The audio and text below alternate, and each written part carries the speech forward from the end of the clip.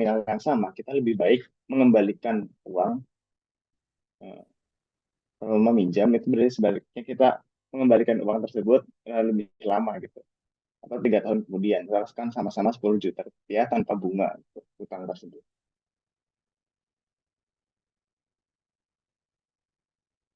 Oke, jadi nilai waktu dari uang atau time value of money itu dipengaruhi oleh beberapa hal. Yang pertama ada jumlah. Apa itu maksudnya jumlah? Jumlah itu artinya jumlah uang yang kita punya. Misalkan uang 5 juta rupiah tentunya beda dengan uang 10 juta rupiah. Terus yang selanjutnya, yang kedua ada periode atau disimbolkan dengan N nanti. Di rumus-rumus itu biasanya disimbolkan dengan N, periode waktu. Misalkan jumlahnya sama nih, 10 juta, tapi periode waktunya berbeda. Ada yang 3 tahun atau 5 tahun kemudian, itu nilai uangnya itu akan berbeda gitu. Terus 10 tahun kemudian itu berbeda dari 3 tahun kemudian. Walaupun jumlah uang saat ininya sama, 10 juta. Lalu yang ketiga ada bunga. Atau dalam bahasa Inggris itu disebut dengan interest dan disimbolkan sebagai I. Itu artinya interest atau bunga. Jadi misalkan jumlahnya itu sama 10 juta rupiah, periode waktunya sama, misalkan kita ambil 5 tahun, tapi bunganya berbeda. Misalkan yang satu keuntungannya per tahun 5%, sedangkan yang lainnya, atau yang B itu 20%. Tentunya jumlah dalam periode 5 tahun tersebut akan berbeda, karena bunganya berbeda.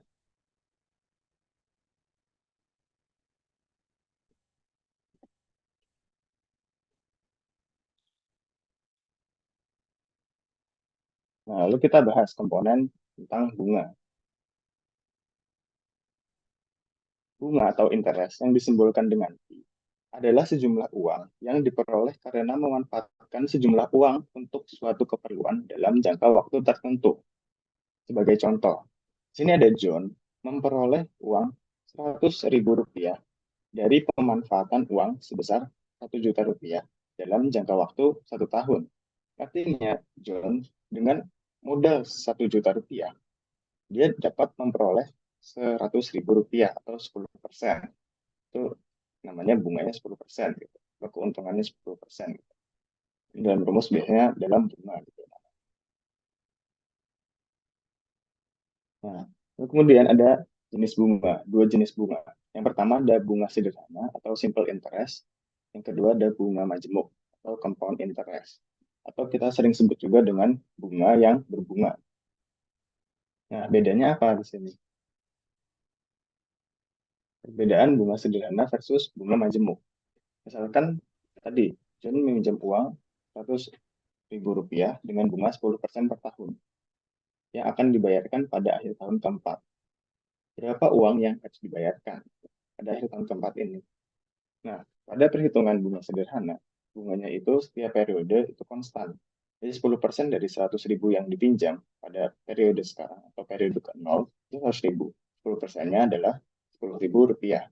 Jadi setiap periode bunga sederhana yaitu membayarkan bunganya 10.000, 10.000, 10.000, 10.000. Sampai total bunganya 40.000 atau yang harus dikembalikan berarti 100.000 modal awal ditambah dengan 40.000.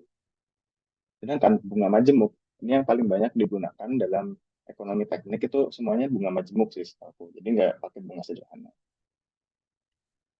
Itu apa maksudnya? Jadi bunganya itu berbunga lagi gitu. Jadi pada tahun pertama atau periode pertama, itu dia udah bayar bunganya 10%, ada bunga 10%. Ini kan totalnya harus dibayar 100.000 tambah 10.000, berarti 110.000. Nah, periode kedua itu kita nggak ambil lagi dari 100.000, tapi diambil dari 110.000 tahun pertama ini. Jadi 10%-nya itu 11.000. Berarti total yang harus dibayar pada periode kedua 11.000 tambah 110.000, 121.000. Terus ambil 10%-nya lagi, tambah 10% lagi, tambah. Jadi bunga yang harus dibayarkan jika menggunakan konsep bunga majemuk atau bunga yang berbunga lagi itu adalah 46.410, yang dimana jumlahnya lebih banyak jika menggunakan bunga majemuk dibanding bunga sederhana.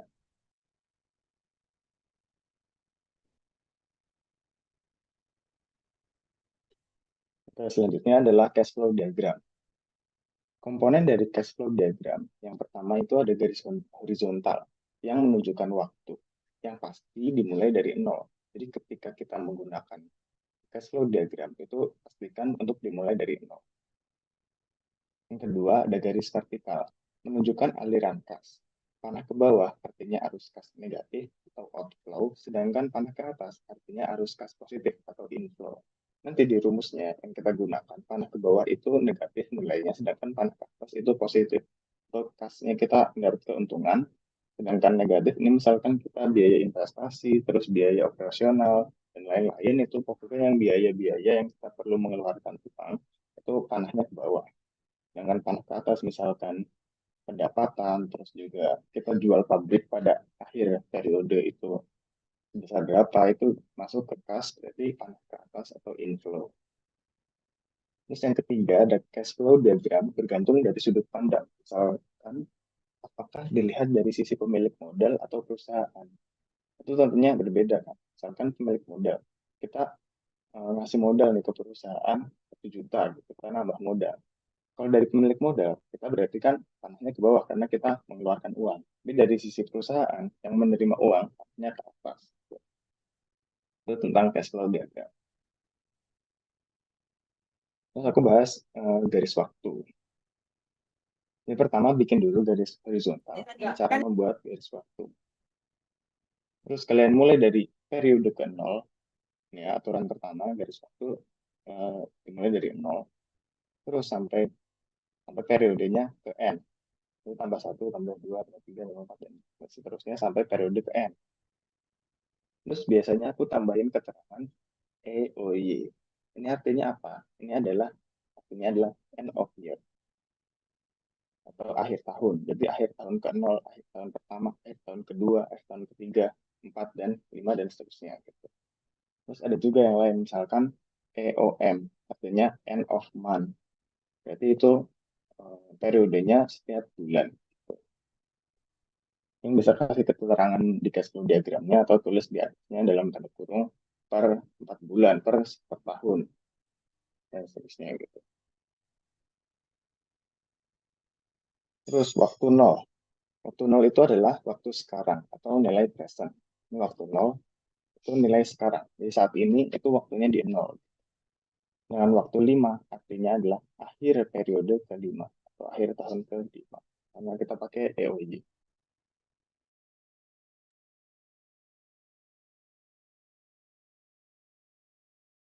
Oke, mungkin kita langsung aja ke contoh satu cara menggunakan cash flow diagram. Pertanyaannya adalah jika John menabung per tahun 1 juta dan akan mengambil di tahun keempat, gambarkanlah cash flow-nya. Berarti kan John itu tiap tahunnya.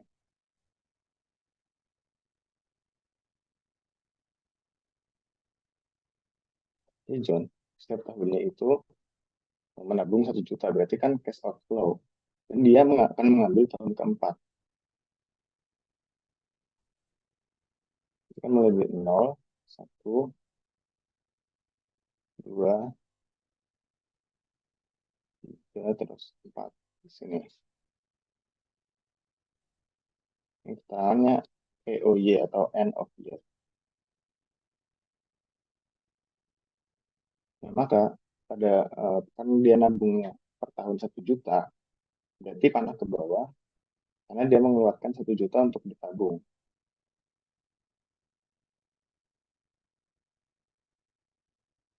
Sebesar 1 juta.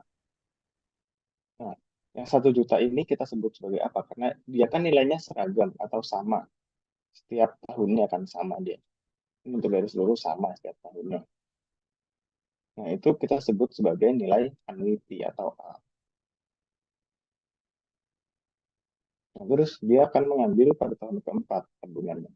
Di tahun keempat, panah ke atas, masuk ke kasnya dia. Ini disebut sebagai nilai future. Terus di titik nol ini sebagai nilai present. Gitu.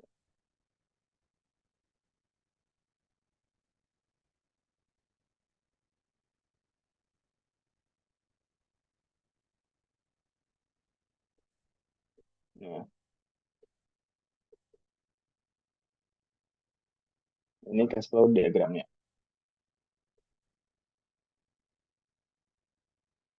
Oke, lanjut ke contoh nomor 2. Di sini ada seorang alumni Takin ingin membangun pabrik bangun pabrik kimia. Dari hasil analisa dan perhitungannya didapatkan informasi sebagai berikut.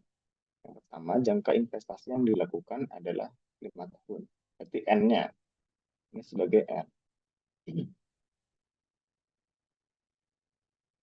Modal awal pembangunan pabrik adalah 50 juta. Ini kita bisa sambil simbolkan dengan investasi atau nilai present. Berarti di titik 0 itu 50 juta. Terus biaya operasional setiap tahun adalah 5 juta rupiah. Berarti ini nilai annuity. Panahnya ke bawah, karena biaya operasional, bukan keuntungan. Yang keempat, proyeksi pendapatan hasil usaha selama 5 tahun berjalan adalah 20 juta rupiah. Nah, ini pendapatan. Berarti ini masuknya annuity juga, cuman panahnya ke atas.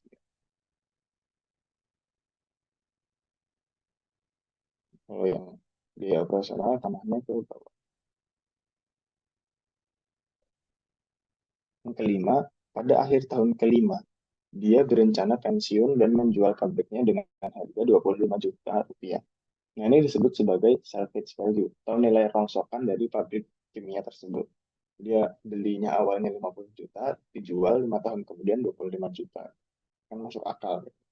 Nah, misalkan kayak beli mobil, itu kan misalkan dari 300 juta, kita jual 10 tahun kemudian mesti harganya akan turun. Makanya pabrik gitu. Jadi ini nilai F. Tanahnya kemana ke atas? Karena dia jual, dia dapat aliran kas masuk. Nah, terus pertanyaannya adalah gambarkan cash flow diagramnya. Oke, kita gambarkan di next slide. Nah, penyelesaiannya gimana? Kita tadi tahu data bahwa investasi awalnya 50 juta rupiah, biaya operasional setiap tahunnya adalah 5 juta. Pendapatan selama 5 tahunnya 20 juta. Dan pada akhir tahun kelima, dijual pabriknya sebesar 25 juta. Maka flow-nya kita gambarkan dulu dari waktu ke kanan, dimulai dari 0 di present sini. 0, 1, 2, 3, 4, 5 sampai akhir periodenya. Besar 5 tahun, N-nya. Ini adalah EOY atau end of year pada akhir tahun. Lihat di biaya investasi awal itu 50 juta. Jadi di tahun ke-0 atau nilai sekarang, dia investasinya 50 juta, anak ke bawah. Terus biaya operasional setiap tahunnya itu 5 juta. Jadi panah ke bawah sebesar 5 juta selama 5 tahun. Ini disebut sebagai annuity. Aku ini nilai present. Ini annuity untuk cash outflow atau biaya operasional. Ini negatif disimbolkan di rumusnya. Terus ini annuity juga, 20 juta.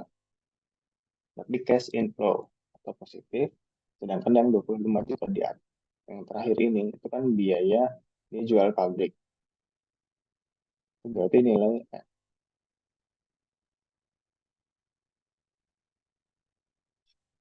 itu.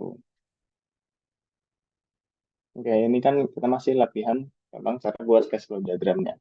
Selanjutnya kita akan membahas gimana caranya kita menghitung secara real, gimana cara pakai rumusnya. Nah, nanti kalian satu TS itu akan disediakan tabel bunga namanya di akhir bagian soal. Pasti ada. Jadi kalian nggak perlu ngapalin F per P, F per F, F per A per F, F per P, P per A. Itu nggak perlu dihafalin karena semuanya itu ada nanti di soal. Yang penting itu sebenarnya menurutku tuh itu simbolnya sama rumusnya,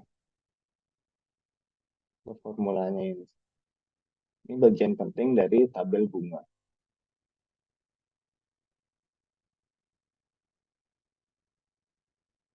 Dan keterangan di sini, ini kan ada P. P itu artinya nilai present atau nilai saat ini. Terus ada F. F itu nilai future atau nilai di kemudian hari. Terus ada A, annuity. Annuity itu definisinya nilai yang sama dalam setiap periode. Jadi dia konstan nilainya, sama atau setara terus.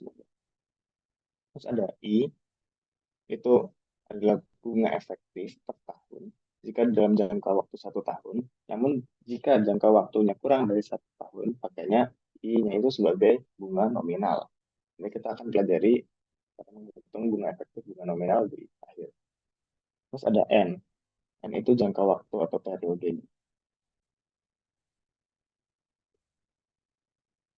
Ini di sini aku misalkan aja, kita mau nyari nilai future. Tapi diketahui nilai P.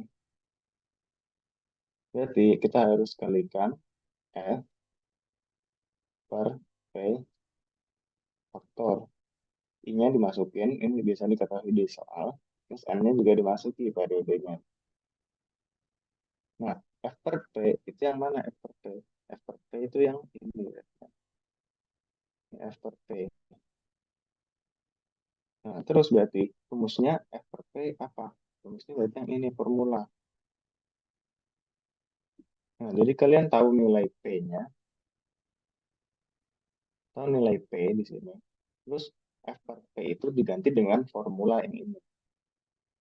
Itu cara pakai tabel bunga. Jika kita pengen tahu F. Nah, terus kenapa bisa ini rumusnya? Nah, sebenarnya karena kita tahu P-nya dan ini ada P, ini sebenarnya bisa dicoret gini. Nah, kan berarti sisanya tinggal F doang kan? Dan yang sesuai dengan yang kita cari yaitu F di sini, F di sini. Terus ini tinggal faktor lainnya, faktor bunga dan faktor periode. Mungkin kita langsung aja ke contoh soal biar tahu gimana cara mengaplikasikan tabel bunga ini. Karena menurutku walaupun kalian nggak disuruh buat cash flow diagram, pas UTS semua soalnya itu menurutku dibuat dulu cash flow diagramnya, terus yang kedua baru pakai tabel. Dan itu cash flow diagram sebenarnya untuk memudahkan kita memvisualisasikan gitu sebenarnya. Lanjut aja ke contoh yang pertama.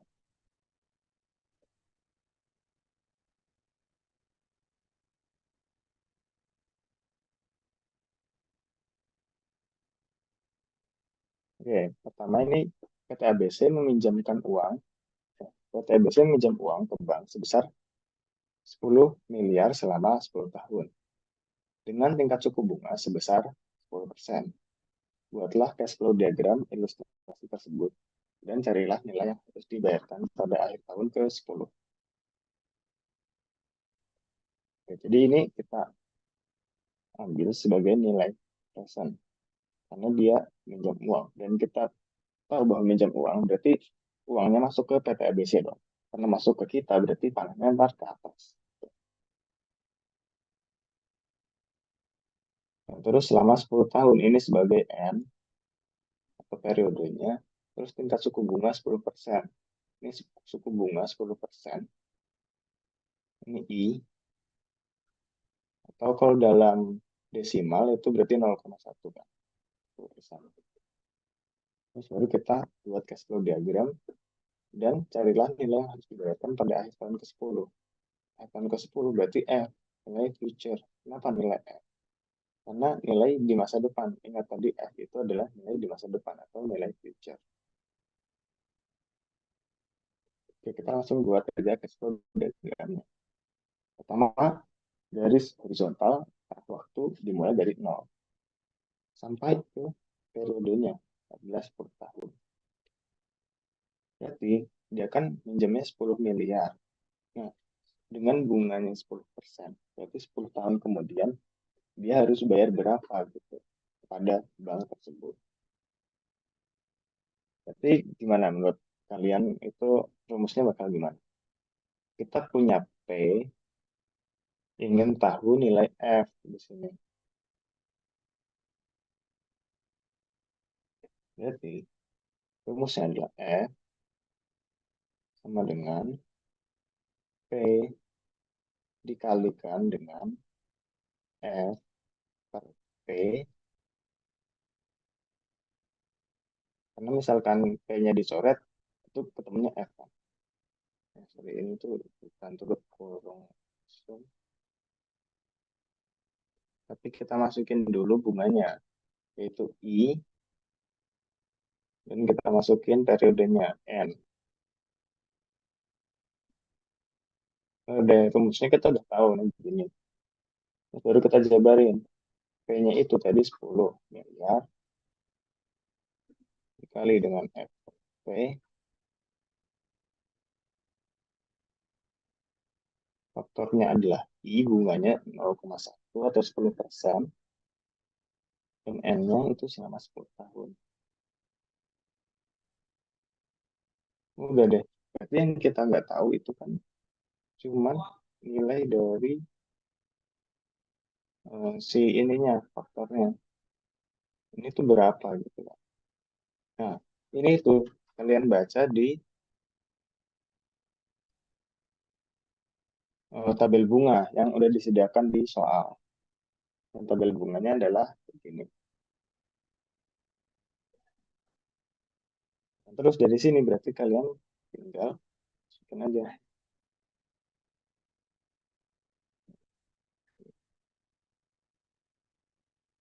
nilai 10 kalikan 1 plus I, ini pakai formula yang ini. Yang ini tuh diganti dengan ini.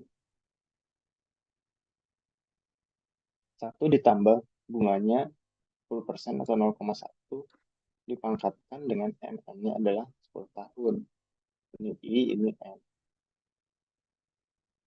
Udah deh kalian nanti pakai kalkulator ini ketemu hasil F-nya itu berapa buat bayar hutangnya. Soalnya aku udah ngitung 25,93742 miliar rupiah. Mungkin contoh satu ada yang mau ditanyain dulu. Kalau nggak ada, kita lanjut ke contoh dua. Nah, aku tunggu beberapa menit, 1 menit. Lah. Kalau ada yang mau tanya bisa aja chat atau langsung aja ngomong aja di unmute.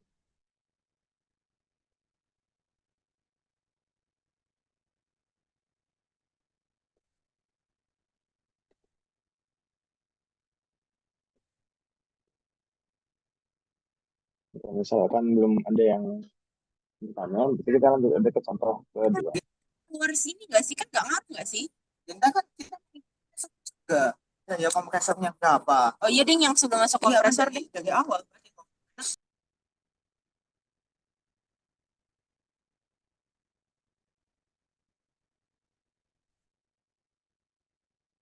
Oke, contoh kedua.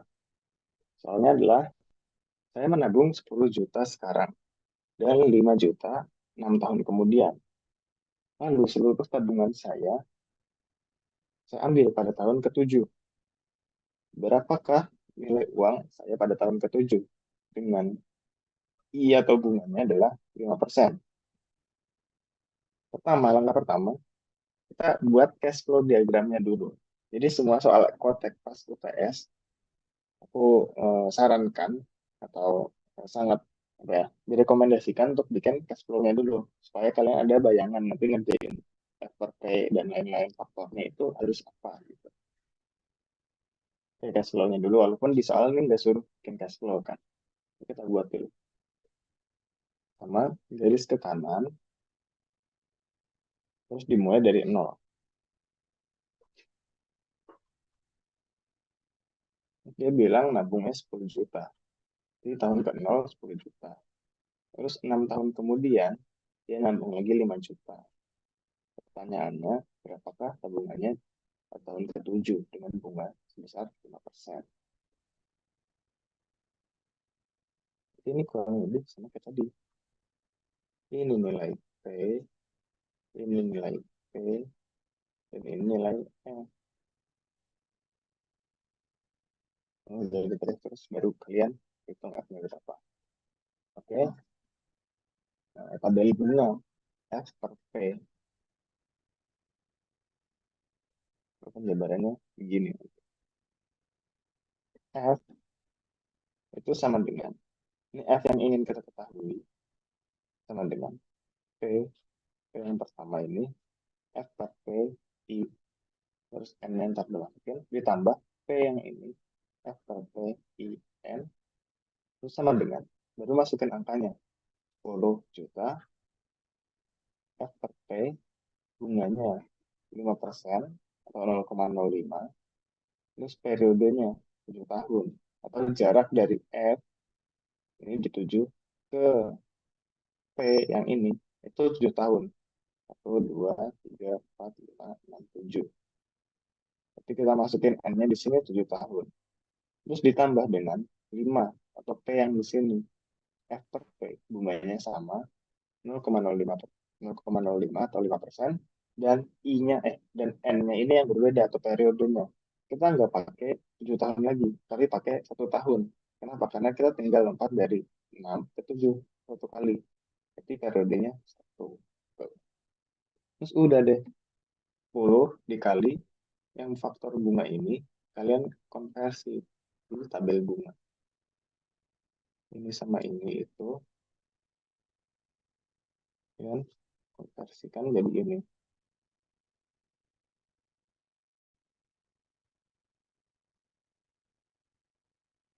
Terus kan jadinya gini kan, 10 dikali 1 ditambah I, I-nya itu bunga 0,05 dipangkatkan dengan N. N-nya itu 7. Ini ditambah dengan 5 kali 1 plus 0,05 dipangkatkan 1 ke N-nya yang di sini.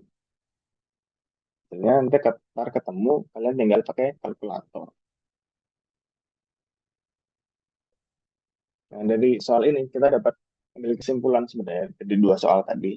Bahwa soal ekonomi teknik itu kalian gambar dulu cash flow-nya supaya gampang imajinasiinnya. Baru kalian cari mana yang P, mana yang F, terus N-nya jangan sampai salah masukin. Misalkan kalian 5 juta di sini, N-nya 1 karena dia langkahnya cuma 1 kali gitu. Ini nilai sekarang, ini nilai masa depan. Dan nanti faktor bunganya kalian lihat di tabel, terus pakai kalkulator, ini ketemu nilai hasil akhirnya.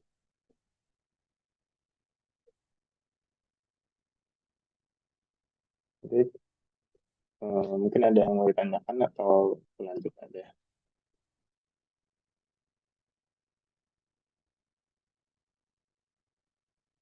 Oke, oke, aku lanjut aja ke contoh soal ketiga.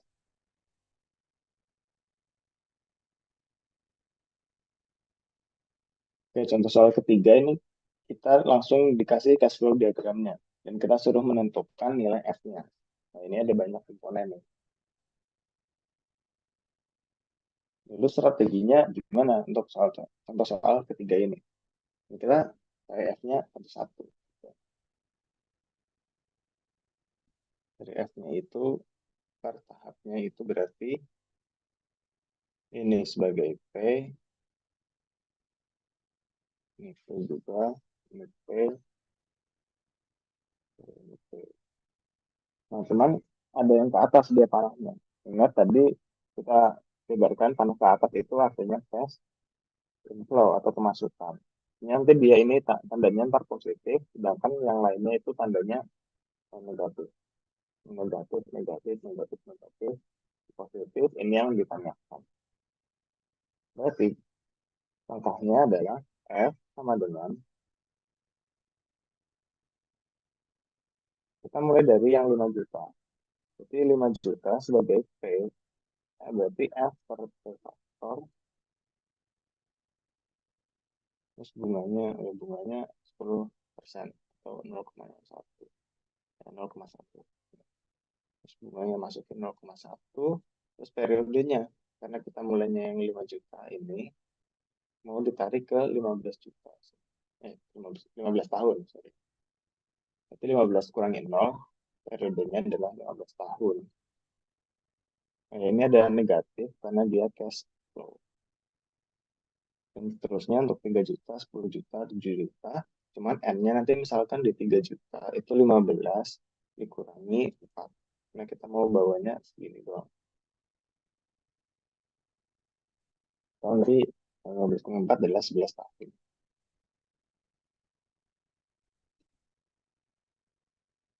Terus F per P faktor, ini kan F per P. Sama kayak gini, nanti kita ubah jadi, bisa masukin kalkulator ya.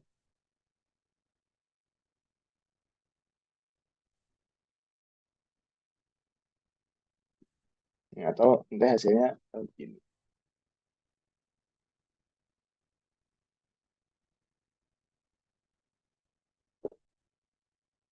Lalu misalkan kita kali negatif itu berarti kan 5 juta harusnya kan negatif 5. Ini negatif, negatif, ini positif, atas ini negatif. Nah, ini positif juga. Gitu.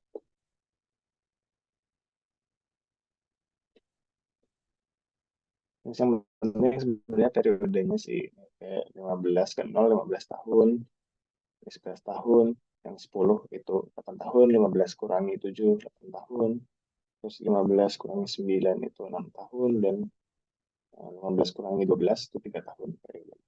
Kalian masukin ke kalkulator, nanti baru dapat hasil nilai future-nya. Oke, lanjut lagi kita ke contoh ke jika John 5 tahun lagi ingin memperoleh uang 20 juta, berapakah John harus menabung saat ini dengan bunga sebesar 5%? Itu biasa kita buat cash flow diagramnya dulu. Terus berbeda dari yang sebelumnya, kita tuh pengen 20 juta pada tahun kelima. Jadi kita butuh nabung berapa saat ini di periode ke-0 dengan bunganya 5%. Ini kurang lebih sama kayak tadi, cuman kita mau nyari P. Berarti kalau P itu rumusnya adalah P sama dengan titik F, yang kita tahu F-nya, dikali dengan P per F faktor. Bunganya 0,05 atau 5%, dan periodenya 5 tahun. Udah ntar F per P, kalian cari nilainya di tabel bunga.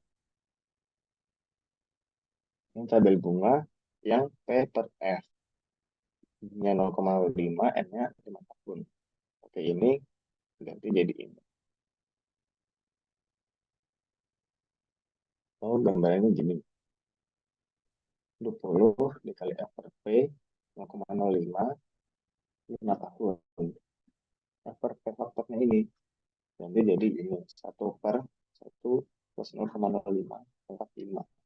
Hasilnya mas ketemu. Kita butuh nabung 15 juta untuk mendapatkan 20 juta 5 tahun kemudian dengan suku bunga 5%.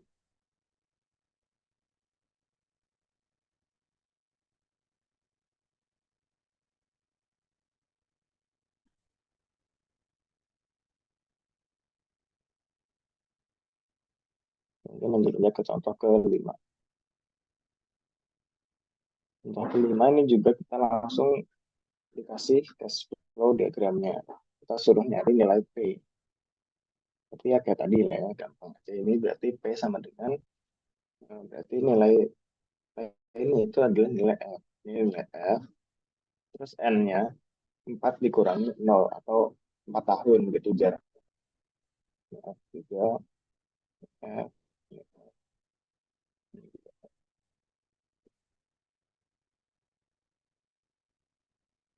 dengan bunga 10%.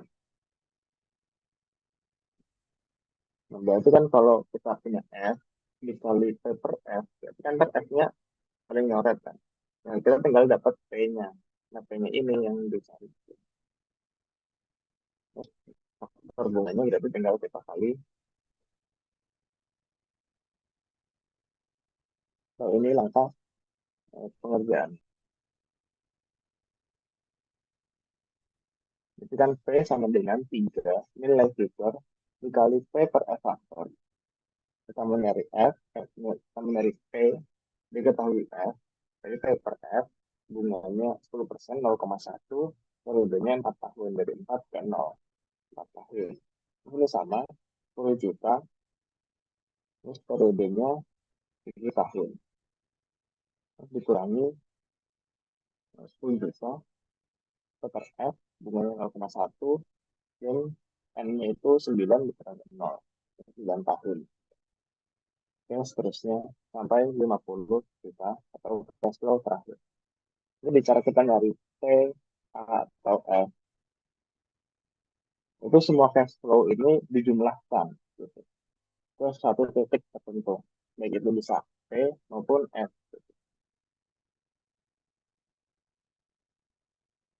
Mungkin lanjut aja ke contoh ke-6. Jika John rutin menabung selama 5 tahun sebesar 1 juta rupiah, berapakah nilai tabungan John saat tahun kelima tersebut dengan I sebesar 4%. Jadi dia punya annuity atau nilai yang seragam selama 5 tahun itu nabungnya 1 juta, berarti tanah ke bawah 1 juta. Terus tabungan dia tahun kelima. Di tahun kelima dia mau ambil itu berapa? Nah, lalu kita buat cash flow diagram. Ini cash flow diagramnya. Dia nabung 1 juta rupiah selama 5 tahun, 1 juta. Ini sebagai nilai A atau annuity dia. Terus berarti kita mau nyari nilai F-nya itu berapa? Nah, berarti kan F sama dengan A dikali faktornya adalah F, karena kita mau nyari F, berarti per A. Nah, ini dicoret, F-nya ini yang ditanyakan. Udah gitu terus bunganya 4% atau 0,04 dikali dengan periodenya. Ini 5 tahun. Atau 5 kali annuity kan. 2, 3, 4, 5. Palingnya ada 5 gitu. Udah nanti kalian berarti tinggal cari tabel bunga F per A di lembar soal ujian. Ini tabel F per A. Rumusnya adalah gini. 1 plus I. I-nya 0,04 dipangkatkan N. N-nya ada 5 dikurangi 1 dibagi I 0,04.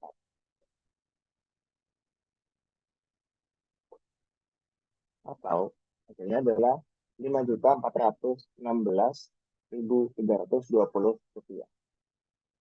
Dengan nabung rutin 1 tahun, maka dapatnya nggak 5 juta, tapi lebih dari itu karena ada bunga.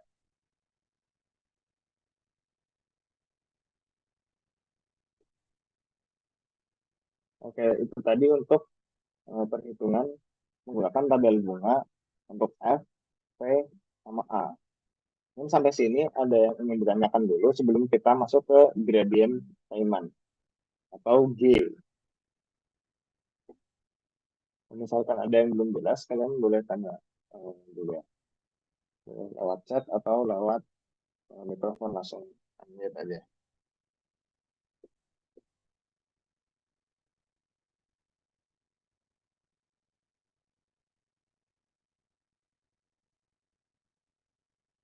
Oke, kalau belum bisa, aku lanjut aja ke gradient Feynman.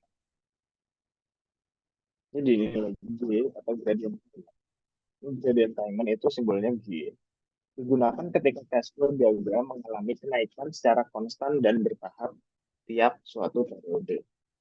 Ini dibagi menjadi dua jenis. Ada arithmetic gradient yang kenaikannya konstan berupa fixed value.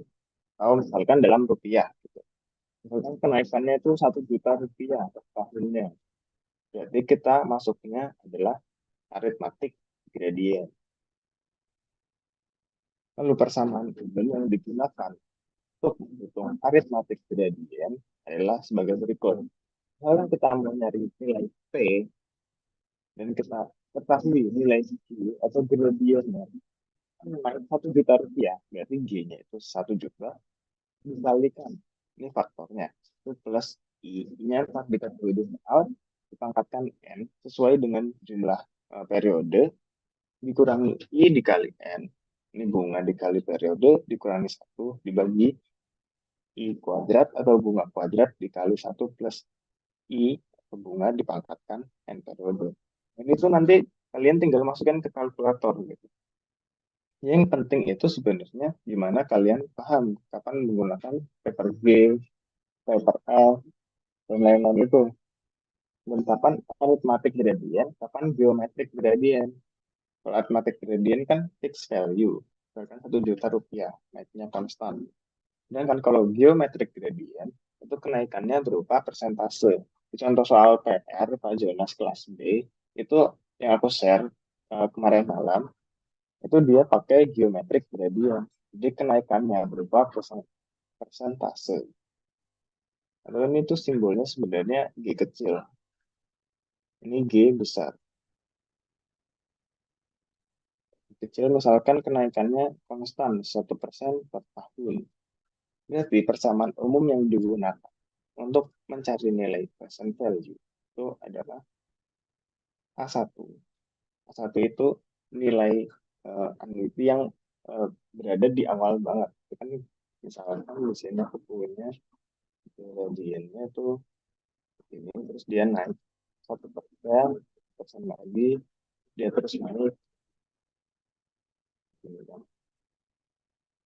Nah, A-nya itu adalah A yang dimulai di mula-mulanya dia baru naik. Nah, ini adalah A1. Terus G itu pertumbuhan gradiennya. Nanti tinggal masukin aja rumus ini ke dalam kalkulator. Dengan G tidak sama dengan I atau G 1% tidak sama dengan suku bunga.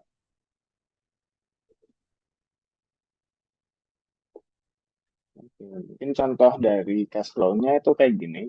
Ini aku ambil dari PPT Pak Jonas. Jadi untuk membantu kalian memahami perbedaan antara aritmatik dan geometrik gradient, itu coba contoh berikut.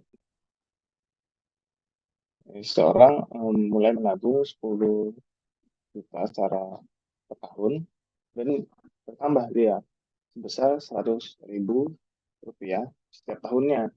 Berarti karena dia fixed value, kan aku bilang ini kalau fixed value 1 juta, 2 juta, 100.000 itu kan fix nilainya tetap segitu. Berarti dia masuknya aritmatik gradient. Ini A itu aritmatik dan B dia orang yang sama menabung 10 juta rupiah secara per tahun dan bertambah dia sebesar 1% setiap tahunnya. Nah, berarti 1% karena dia bukan fixed value kayak 100.000 tadi, tapi dia masuknya ke geometrik gradient. Kenaikannya berupa persentase. Oke, rumusnya yang ini.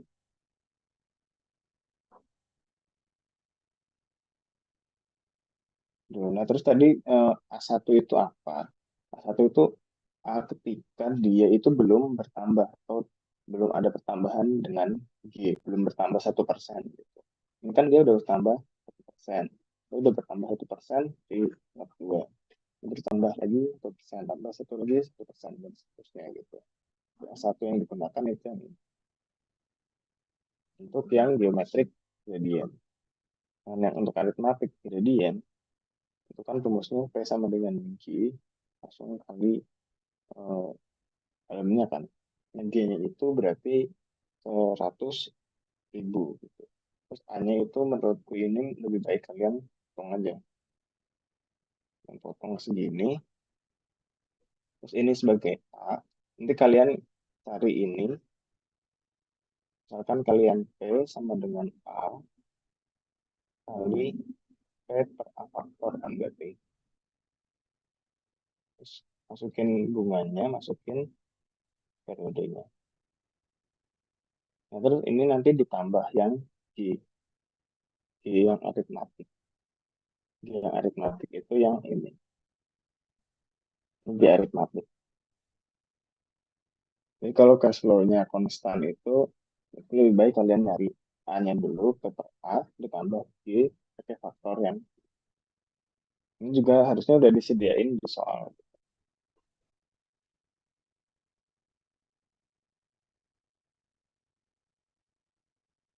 Oke, itu untuk kejadian Feynman.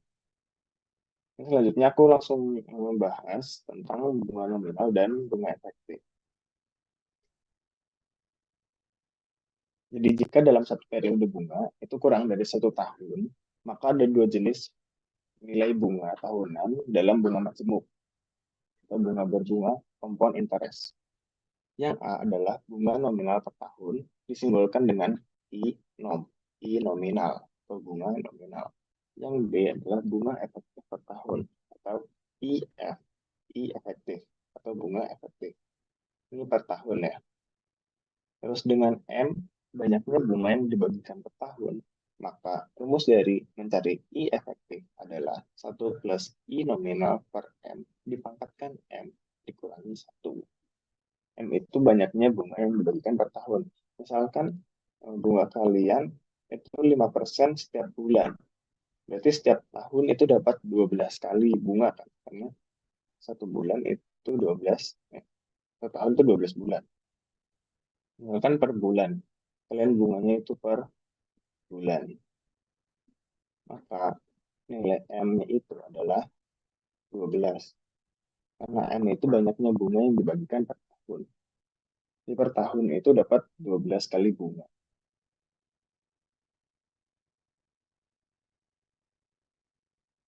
Misalkan kalian bunganya per 3 bulan, berarti M-nya udah tinggal 12 dibagi 3 bulan kan tadi. Berarti 4, M-nya itu adalah 4. Kan biar kebayang, langsung aja ke contoh soal menentukan nilai bunga efektif.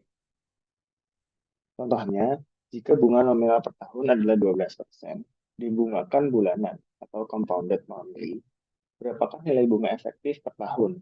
Jadi kan ini ada keterangan di soal dibungakan bulanan. Jadi setiap bulan eh, itu dibungakan bulanan dengan bunga nominal per tahun. Ini bunga nominal inom per tahun itu 12%. Berarti bunga bulanan bunga bulanan nominalnya itu 1%, bunga 12 dibagi 12. 12% dibagi 12 bulan. Maka berapakah nilai bunga efektifnya per tahun? Berarti diketahui nilai M adalah 12 karena bunga per bulan, maka satu tahun dapat 12 kali bunga. Masukkan aja langsung ke rumus. Ya, efektif sama dengan 1 plus I nominal per M pangkat M min 1. Masukin angkanya, I nominalnya adalah 12% atau 0,12. I nominal yang digunakan I nominal per tahun ya. Yang per tahun dan I efektif yang didapatkan juga itu adalah I efektif per tahun. Terus masukin nilai M-nya 12, terus masukin ke kalkulator, didapat nilai I efektifnya sebesar 12,68%. Dan dapat disimpulkan atau dapat dipastikan bahwa nilai I efektif itu pasti lebih besar dari I nominal. Jadi misalkan kalian nanti menghitung I efektifnya kurang dari I nominal, berarti ada yang salah dalam rumus kalian yang kalian masukkan ke dalam kalkulator. Ini bisa dicek lagi. Ini salah satu faktor untuk cek bahwa I efektif kalian itu benar ngitungnya. Itu adalah dengan membandingkan dengan I nominal bahwa I efektif pasti lebih besar dari I nominal. Kan 12,68 lebih besar dari 12%.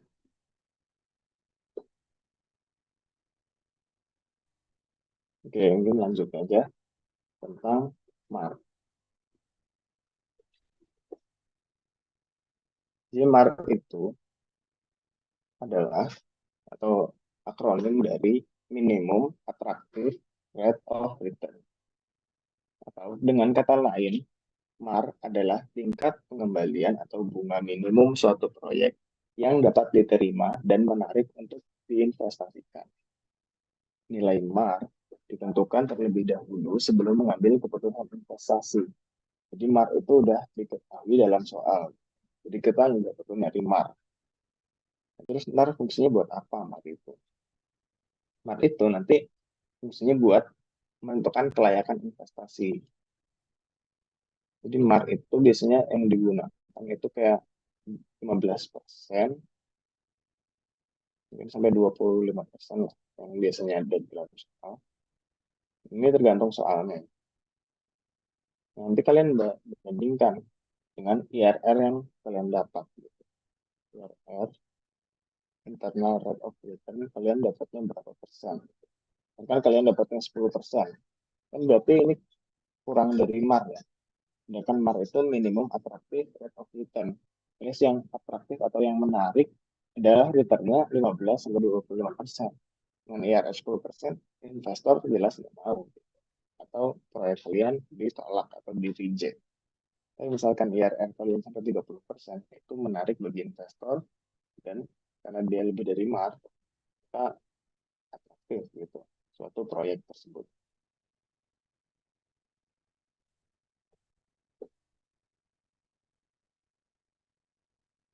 Mungkin lanjut saja, ini pembahasan tentang MAR.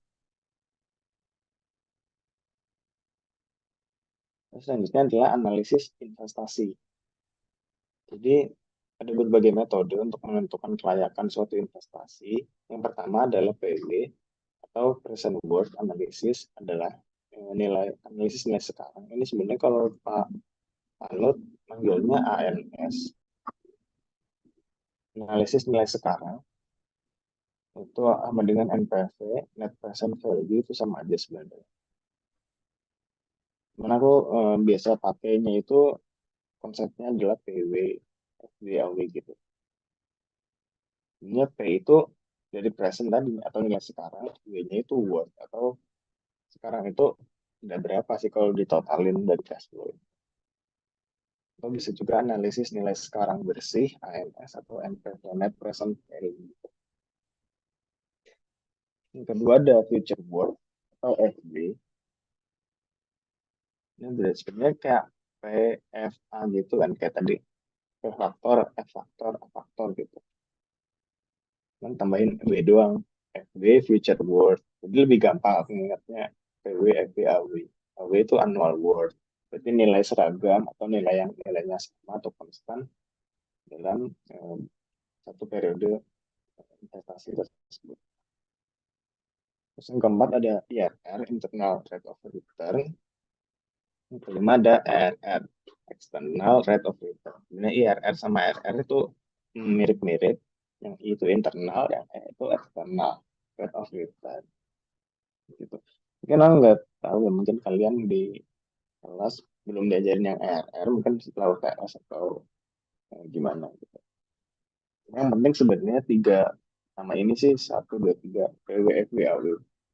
Terus ERR sama ERR tergantung di kelas kalian dikasih tahu atau enggak. Oke, jadi fungsinya apa sih dari kita nyari nilai present worth, future worth, annual worth, internal rate of return, dan external rate of return. Jadi SWOT itu adalah analisis investasi. Jadi kita bisa bilang itu proyek menarik jika nilai PW, FW, dan AW-nya itu lebih dari sama dengan 0. Jadi misalkan kalian nanti dapat bahwa nilai future worth itu nilainya negatif, negatif 2,5 juta misalkan. Nah, berarti ini tuh nggak menarik gitu investasi. Kan misalkan kalian dapatnya itu positif, bisa 5 juta. Nah, itu baru menarik. Dan misalkan FB kalian itu udah positif, itu dapat dipastikan nilai PW dan AW-nya itu juga positif. Nggak mungkin misal satu negatif, dua lainnya positif. Itu nggak mungkin. Mesti konsisten. Karena nilai PW, ini aku juga ada sedikit tips. Misalkan kalian disuruh nyari ketiga elemen ini, FW, PW, dan AW. Nah, kalian tuh nggak perlu repot-repot cari dari awal. Oke, kita eh, buat dia jadi PW, jadi dia jadi AW cash flow-nya. Tapi misalkan kalian udah dapat salah satunya, yang paling gampang itu biasanya kalian udah dapat PW-nya. PW-nya kalian udah dihitung, udah hitung. Nah, maka misalkan disuruh nyari FB, udah dari PW yang kalian dapat, tinggal dimasukin ke faktor bunga tadi. Berarti F per P faktor. I-nya masukin bunganya, N-nya itu periodenya. Nah, udah kalian dapat FW, jadi satu rumus ini doang. Ini bakal menyingkat banyak waktu saat ujian. Ini sekedar tips gimana cara nyari FW dari PW yang udah diketahui. Yang lainnya juga sebenarnya sama, misalnya saya mau nyari AW-nya, ditanyain juga AW-nya itu berapa. Ini bisa juga dari PW per P, bunganya itu I masukin dan N periodenya. Kok ini F? Oh, sorry, ini adalah A per P, A per P faktor. Oh, itu. Ntar kalian dapat nilai AW-nya. Tanpa harus ngitung panjang-panjang dari awal lagi. Jadi kalian nemuin salah satu dari ini, kalian udah bisa nemuin yang lain. Dicek apakah layak atau enggak, menarik atau enggak sih. Terus IRR atau RR, itu seperti yang aku sebutin sebelumnya, itu menarik jika I dari IRR atau nilai IRR itu lebih dari atau sama dengan MAR. MAR itu kan minimum attractive rate of return. Jadi lebih dari minimalnya berarti udah dianggap layak gitu suatu proyek investasi. Oke, ini aku ada contoh analisis investasi dengan menggunakan FW method. Tentukanlah apakah ini itu investasi yang menarik atau enggak. Nah, ini sebenarnya simpel aja. Jadi nilai FW, future worth, sama dengan, ini kan kita ada 5.000. Di FW 5.000 ditambah 8.000 dikalikan. Kita mau nyari FW berarti F atasnya per, karena 8.000 itu nilainya seragam selama 5 tahun, berarti A di sini. Terus bunganya adalah 20% atau 0,2 dan periodenya 5 tahun. Ya, terus dikurang karena investasinya 25.000 dolar, itu dikurangi 25.000 terus dikali F per P, karena dia cuma ada muncul satu kali di tahun ke-0, ini pakai P. Kalau dia muncul tiap tahun itu pakai A. Ya sudah, 0,2 kali 5 deh, ganti FB-nya itu ntar kalian bakal dapat F per A faktornya, kalian cari rumusnya di tabel bunga. F per P juga cari tabel bunga, masukin ke kalkulator, nanti dapat hasil FB-nya adalah sebesar segini, 2.324,8 US dollar. Dan karena nilai FB-nya itu positif dan lebih dari 0, berarti proyek investasi ini atau analisis investasi ini itu menarik atau justified, menarik atau bisa diambil gitu.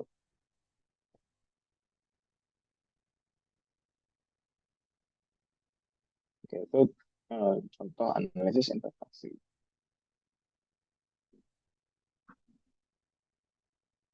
Kemudian lanjut ke metode IRR atau internal rate of return. Tadi kan kita udah coba metode investasi PWFW.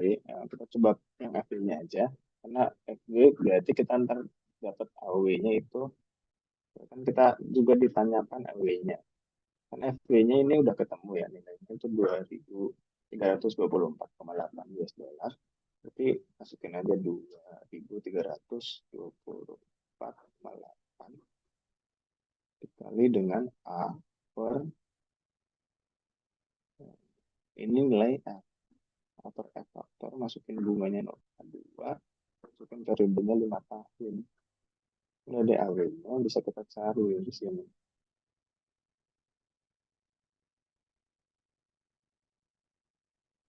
Benar, cari nilai A per F itu faktornya itu berapa faktor bunganya. Ini aku A per F itu dapatnya itu adalah 2.324,8 dikali A per F itu bunganya 0,2 I 0,2 per 1 plus 0,2 dipangkatkan N 5 kurangi 1. Nah, AW-nya nanti kalian dapat itu pakai kalkulator. Ini aku coba pakai kalkulator langsung ya. 2, 3, 2, 4.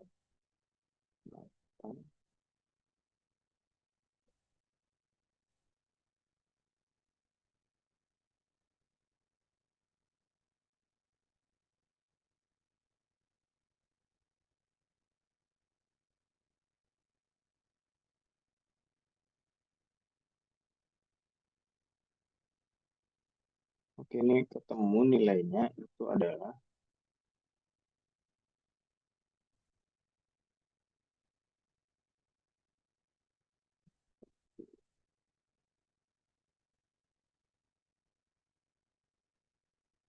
4.467,29 dan seterusnya. Itu adalah nilai AW.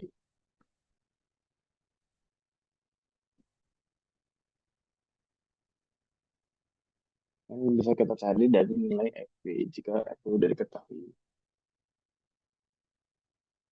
FW sudah diketahui, kita tinggal kalikan dengan A per F faktor.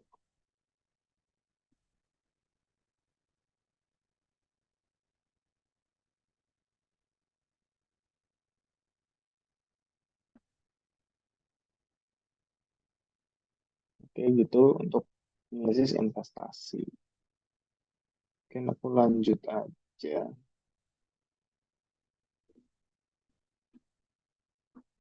Ke metode IRR. IRR yang tadi aku udah sebutin adalah internal rate of return. Hasil akhir perhitungan dengan metode IRR adalah berupa interest atau bunga yang nantinya dibandingkan dengan nilai MAR yang diketahui. Jika nilai IRR lebih dari atau sama dengan MAR, dapat dikatakan bahwa investasi masuk akal, dapat diterima, dan menarik. Cara menghitung nilai IRR adalah dengan mengenolkan nilai PW atau FW. Itu sama aja. PW kalian udah tahu caranya. Itu tinggal sama dengan 0. Nah, kan PW dari F kita tahu F jadikan P per F faktor I N. Nah, ini N itu udah diketahui. P per F faktor ini ada pakai tabel. F itu udah diketahui di cash flow diagram. Nah, I di sini yang dimaksud dengan IRR. Terus sama dengan 0. Udah ya, nanti kalian tinggal pakai rumus P per F atau yang lainnya sesuai cash flow diagram kalian. Sama dengan 0, ntar IRR-nya ketemu pakai solver. Di solver. Nah, baru hasil akhirnya dibandingkan dengan MAR. Kalau lebih dari MAR, itu artinya menarik.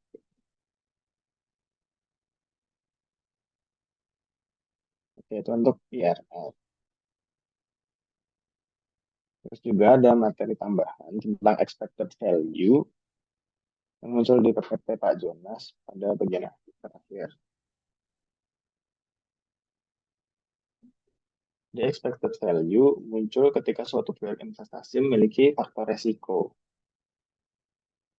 Dengan rumus, expected value adalah probability atau kemungkinan 1 dikali dengan original value 1 atau value 1 ditambah kemungkinan 2 dikali original value 2 ditambah seterusnya itu sama kayak sebelumnya. Dan nilai expected value. Mungkin ini ada contoh tentang expected value yang aku ambil dari PPT Pak Jonas. Misalkan ada suatu perusahaan mobil yang menjual produk pertama Toyota yang keuntungan dari penjualannya adalah 50 juta. Dan kemungkinan terjualnya adalah 40%. Yang kedua produknya adalah mobil wuling dengan keuntungan dari penjualannya 20 juta dan kemungkinan terjualnya sebesar 60%. Dan seterusnya merchandise Benz dengan keuntungan penjualannya 150 juta dengan kemungkinan terjualnya 10%. Itu ada Bugatti dengan keuntungan penjualan 2 miliar dengan kemungkinan terjual 0,1%. Pertanyaannya, berapakah nilai expected value dari bisnis tersebut? Maka expected value bisa dicari dengan itu tadi 0,4 dikali dengan 50 juta ditambah 0,6 dikali 20 juta ditambah 0,1 dikali 150 juta ditambah 0,1% tuh 0,0001 dikali 2 miliar. Ketemulah nilai expected value-nya dari keuntungan bisnis tersebut adalah sebesar 49 juta rupiah. Jadi itu untuk expected value. Oke, jadi sebenarnya materi dari aku tuh udah habis. Sekarang kita tinggal bahas soal tahun lalu. Ini ada soal UTS ganjil tahun 2022, 2023. Mungkin kalau teman-teman mau nyoba dulu, tuh bisa nyoba di rumah atau ntar atau bentar kita kerjain bareng. Oke, mungkin sampai di sini ada yang ingin ditanyakan dulu dari materiku sebelum kita latihan soal UTS ganjil tahun 2022, 2023. Misalkan ada yang belum jelas di penjelasanku tadi, boleh ditanyakan.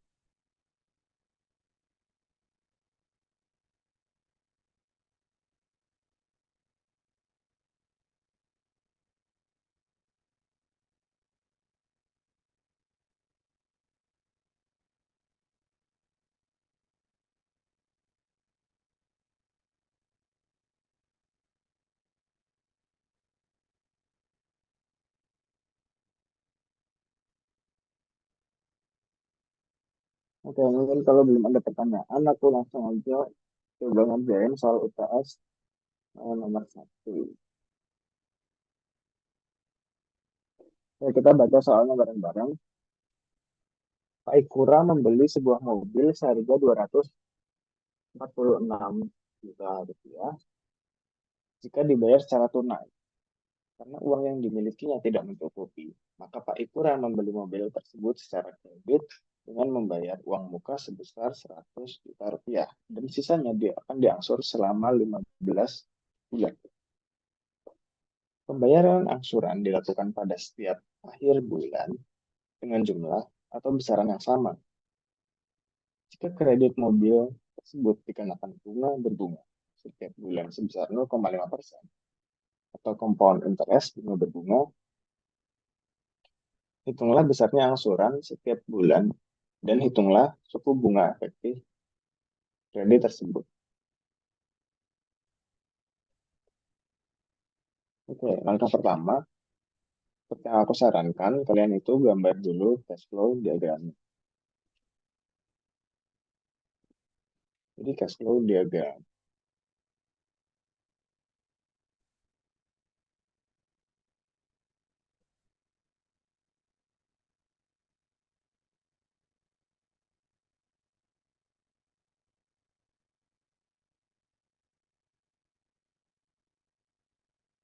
Cash flow diagram karena ini dia periodenya tiap bulan dan supaya kita memudahkan dalam perhitungan, kita buat juga tulis keterangan tiap bulan.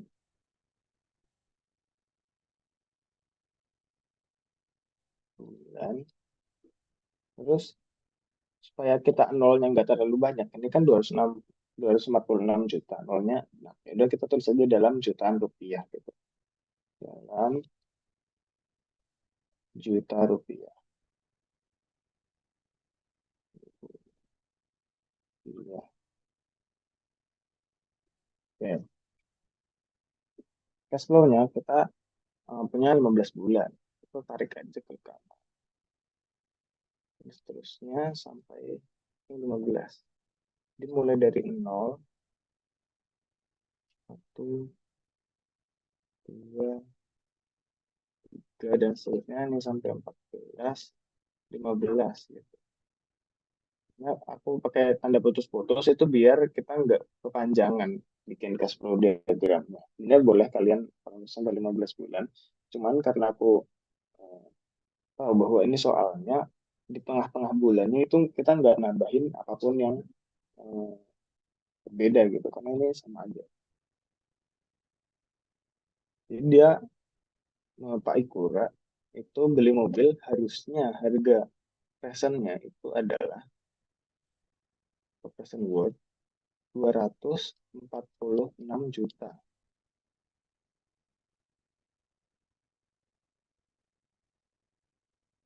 Harusnya. Namun dia itu bayar dulu di tahun ke-0 sebesar 100 juta. Ini aku 100 aja, karena dalam jutaan rupiah. Ini 100 juta rupiah. Ini seharusnya dia bayarnya udah 146. Nah, sisanya dia angsur selama 15 bulan dengan nilai yang konstan. Itu di soal ada dan nilai yang konstan. Itu sebesar A. Nggak tahu nilai A-nya itu berapa. Ini A itu yang ditanyakan.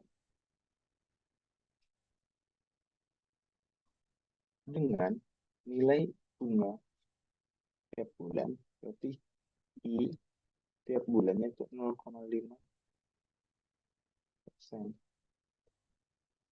Atau kalau dalam desimal itu 0,005.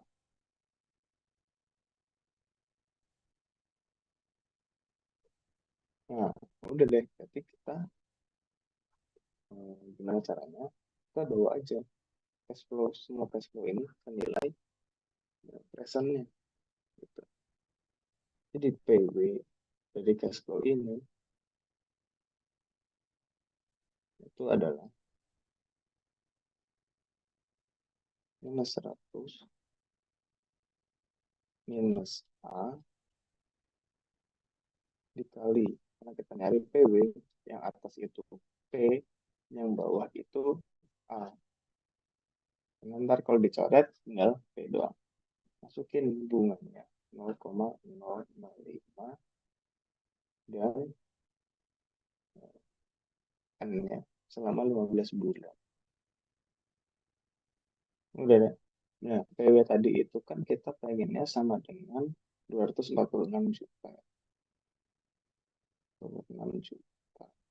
Udah dipakai solver kalkulator, nanti baru kalian dapat nilai A-nya. Oh, biar itu minus 246 sama dengan minus 100 dikurangi A dikali dengan paper A faktor, itu cari di tabel bunga. Tabel bunga yang di awal itu nilainya adalah 1 min itu 1 plus I 0,005 dipangkatkan N sebesar 15 tahun dikurangi 1 dibagi dengan I 0,005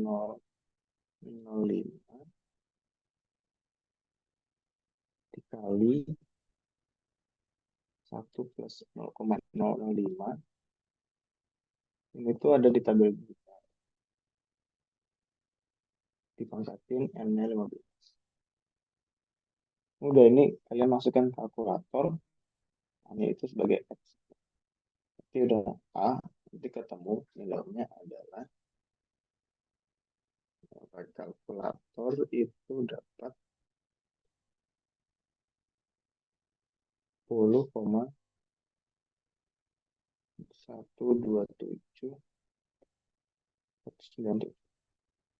juta rupiah. Ingat ya, ini dalam 1 juta rupiah. Berarti ntar kali 10 pangkat 6. Boleh 10 juta 127.197 rupiah. Gitu. Jadi kita udah jawab pembayaran angsuran pada akhir bulan yang sama. Nah, hitunglah besarnya angsuran tiap bulan. Ya, angsuran tiap bulan itu A, kita udah dapat nilainya adalah. Oke. Terus yang kedua, dan hitunglah suku bunga efektif. Ini ada bunga efektif. I efektif. I efektif itu gimana? Pakai rumus yang tadi ada di materi.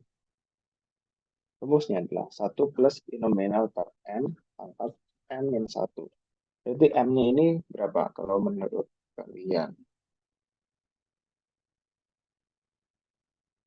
M-nya itu adalah jumlah bunga setiap tahunnya.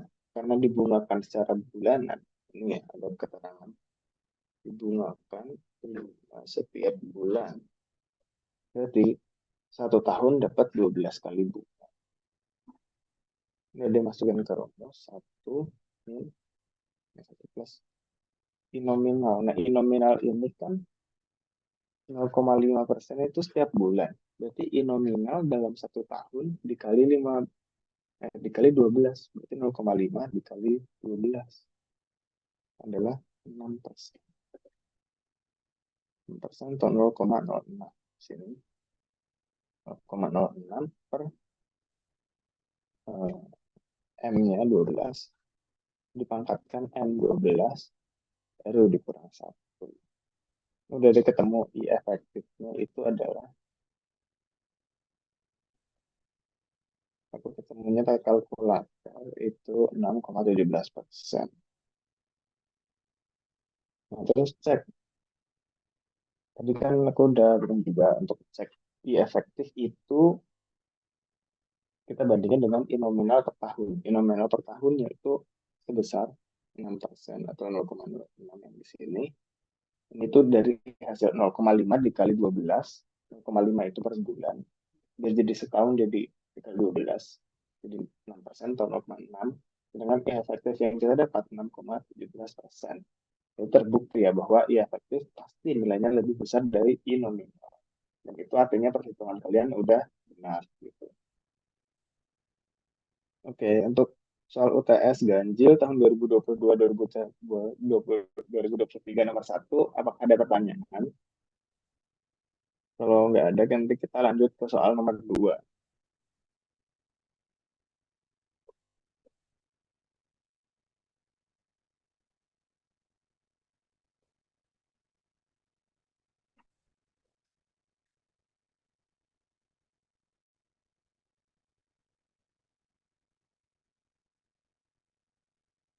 Jadi kalau nggak ada pertanyaan, ini ada yang jawab.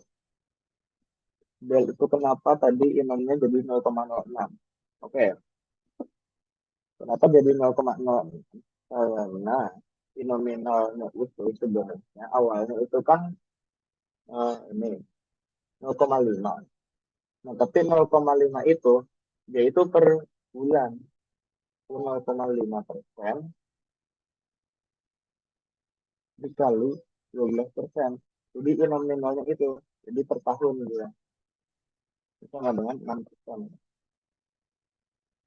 0,06. Ini dari sini 0,5 dikali 12. Karena biar jadi 1 tahun. Ya, udah jelas ya. Oke, sama-sama.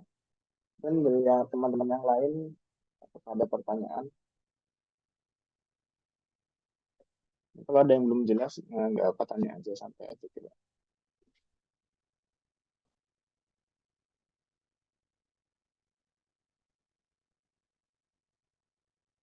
Jadi itu ya. Oke, kalau udah nggak ada pertanyaan, mungkin itu ya. Jadi yang nomor 1 itu A-nya udah ketemu, 10 juta sekian, dan ya, efektifnya 6,17%. Terus nominalnya itu kita nggak boleh pakai nominal setiap bulan. Ini kan yang di soal 0,5% itu nominal setiap bulan. Jadi kita harus jadiin 1 tahun dulu. 1 tahun itu kan ada 12 bulan. Jadi kita kali 12 aja. Buat nominal per tahunnya. Ya, lanjut.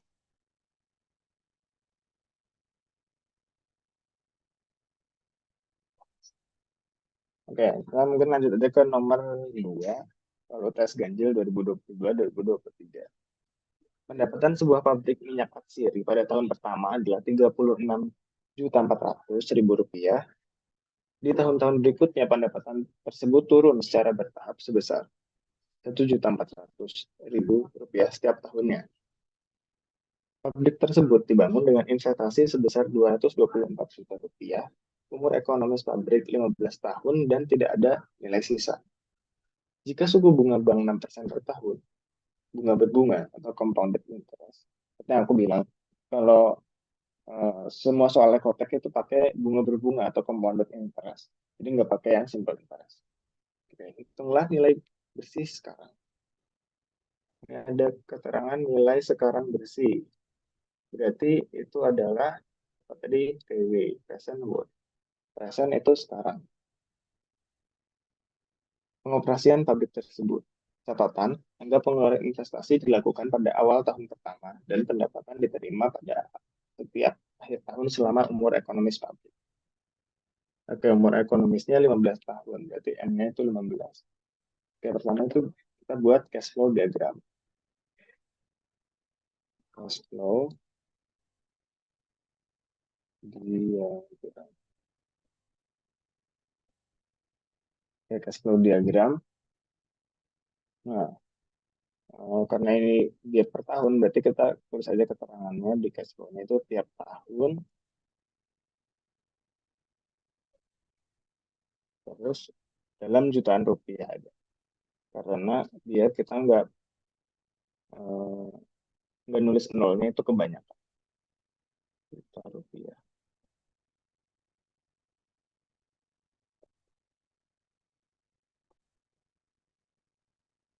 Oke, terus kita tinggal bikin aja cash flow diagramnya dari 0 sampai 15. Mungkin biar nggak kepanjangan aku pakai titik-titik aja deh. Investasi pabriknya itu titik nol, satu, dua, tiga, empat, ini 14, 15 gitu ya. Ini seterusnya gitu. Titik nol itu dia bangun pabriknya, biaya investasinya berapa? Ini di sini biaya investasi, yaitu 224. Kita tulis di periode nol. Karena menurut catatan pengeluaran investasi dilakukan pada awal tahun pertama, ini catatan investasinya. Awal tahun pertama artinya pada tahun ke-0 gitu. Kalau satu itu kan akhir tahun pertama. Ini satu ini akhir tahun pertama, bukan awal tahun pertama. Kalau awal tahun pertamanya berarti tik nol. Oke, terus dia punya pendapatan sebesar 36,4 di sini. Terus pendapatannya berkurang, dari setiap tahunnya kurang terus, kurang terus, kurang terus sampai 15 tahun berikutnya terkurang. Nah, berkurangnya itu sebesar 1.400.000 rupiah. Kalian tadi ingat kan, kalau dia berkurang secara konstan, itu masuknya ke gradien. Nah, gradiennya yang mana? Apakah aritmatik atau geometrik? Karena nilainya tetap sebesar 1.400.000 dan bukan persentase, maka masuknya ke aritmatik gradien. Berarti tipe soal ini adalah tipe soal aritmatik gradien dengan nilai G atau penurunan atau pertambahannya itu sebesar 1.400.000.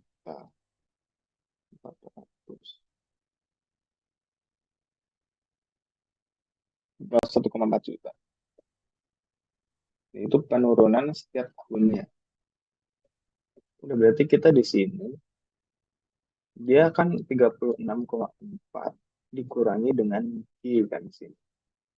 Ya nggak? Karena pendapatannya dari 36,4 di tahun kedua berkurang sebesar G 1,4 juta rupiah. Ini bunga banknya 6% per tahun, jadi kita akan gunakan. Terus berarti di sini 36,4 min 2G.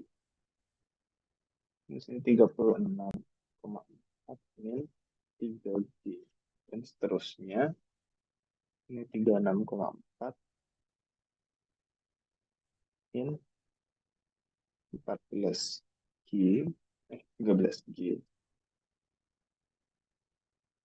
G-nya itu 1,4 juta ya, tinggal masukin aja. 36,4 min 14G. Nah, udah. Berarti kan kita disuruh soal tadi cari nilai PW. Karena di soalnya analisis nilai sekarang bersih atau ANS. Analisis nilai sekarang bersih. Atau present worth lah sekarang. Sekarang itu present PW gitu. Kalau nilai di masa depan berarti FW. Kalau nilai seragam atau konstan berarti AW gitu. Ingatnya gitu aja. Berarti PW kita cari adalah masukin nilainya 200 minus 224 Nah, terus yang ini tuh nggak perlu dikali faktor apapun karena nilai PW dia udah di titik nol. Ini kan titik P present. Jadi di si 224 itu nggak perlu dikalikan apapun. Terus baru ditambah dengan 36,4. Nah, aku anggap ini sebagai annuity dulu. Berarti dia itu P per A. Faktornya itu 0,06 karena bunganya 6% selama 15 tahun. Nah, ini kan aku anggap cash flow-nya itu dia begini. Dia setara. Ini kan A. Ntar ditambah dengan cash flow yang dia itu turun gitu. Turun sebesar G.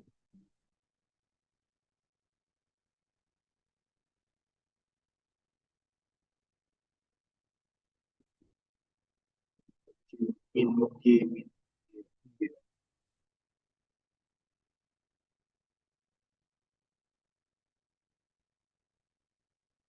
Min G. Jadi penjumlahan cash flow ini kan G. Ini 2G, 3G, dan seterusnya. Kan dari nol gitu. Nah, penjumlahan cash flow inilah yang membentuk cash flow utama kita. Dan ini dasar dari perhitungan kita. Kenapa kita ambil dulu 36,4 PU, berarti P di atas, A-nya di bawah. P per A, faktornya 0,06, sudah lama 15 tahun. Gitu. Jadi kita ambil dulu cash flow yang ini, baru kan yang G ini negatif. Berarti baru dikurang. G-nya itu berapa? 1,4 juta. 1,4 dikali dengan P per apa coba tebak. Bawahnya itu P per apa? Nah, karena bawahnya itu G kita ambil. Berarti P per G. 0,06, 15 tahun deh. Udah. Nilai P per G kalian cek di tabel bunga atau tabel yang tadi di materi itu ada. P per A juga ada. Jadi kan nilai ini minus 224 ya, ini ada minusnya. Tambah 36,4 P per A. Karena A itu dia nilainya seragam di sini. Kita ambil nilai seragam, terus baru kenapa berkurang? Karena ada G yang minus. Gitu. G-nya itu minus. P per G faktor. Udah, tinggal masukkan ke kalkulator. PW-nya ketemu. Ini kalian bisa coba sendiri di rumah untuk nyocokin dan kalian sebagai latihan gitu. Cara pakai tabel bunga itu gimana. Dan rasanya nge- ngeklik di kalkulatornya itu gimana gitu. Kayak seberapa lama sih, kayak butuh ketelitiannya tuh gimana. Dan lain-lain. Apakah sama kayak jawabanku itu kayak 48,949,491.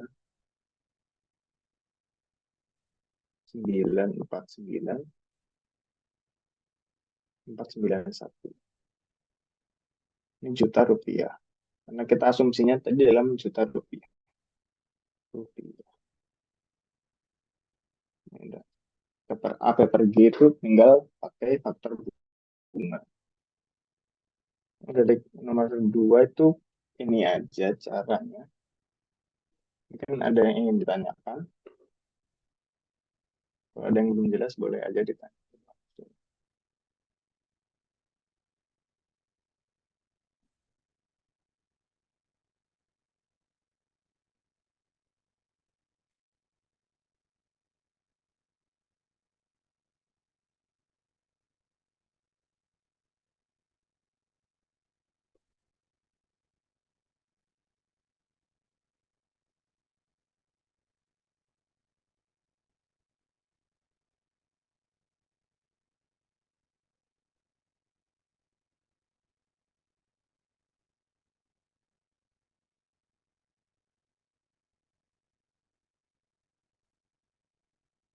Kalau belum ada yang ditanyakan, aku lanjut aja ke soal nomor 3, UTS Ganjil 2022-2023. Oh ya, ntar pembahasan UTS yang rapinya atau versi ditulis di kertasnya aku share juga di grup ya.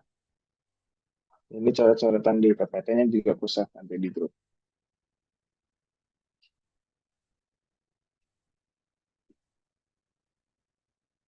Yang nomor 3 ini sebenarnya agak panjang karena eh, proyek investasinya itu ada tiga rangkaian, ada ABC. Ini kita baca aja soalnya. Seorang pengusaha mempertimbangkan tiga jenis rangkaian alat mutually eksklusif. Nah, di sini kita stop dulu baca karena ada kata-kata mutually eksklusif di sini. Jadi apa yang dimaksud dengan mutually eksklusif? Jadi mutually eksklusif itu ketika suatu proyek itu harus diambil salah satu saja. Ini misalkan kita ambilnya pilihan rangkaian A, kita nggak boleh ambil rangkaian B atau rangkaian C. Atau misalkan kita pilih rangkaian B saja, berarti A sama C itu kita nggak boleh ambil gitu. Itu yang dimaksud dengan mutual eksklusif.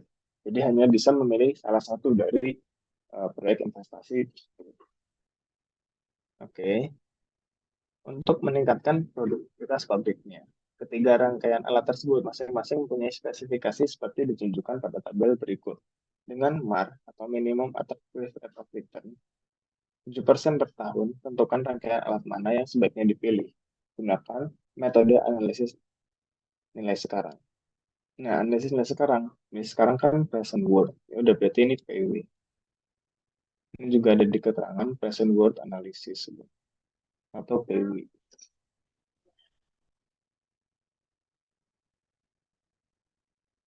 Oke, jadi strateginya itu gimana?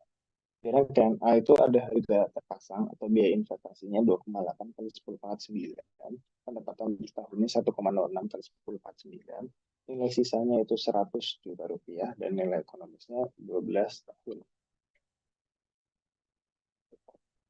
Nah, kalian itu pertama itu harus bikin nilai cash flow. Jadi setiap rangkaian alat ABC. Terus baru cari nilai PW-nya atau present worth analysis-nya.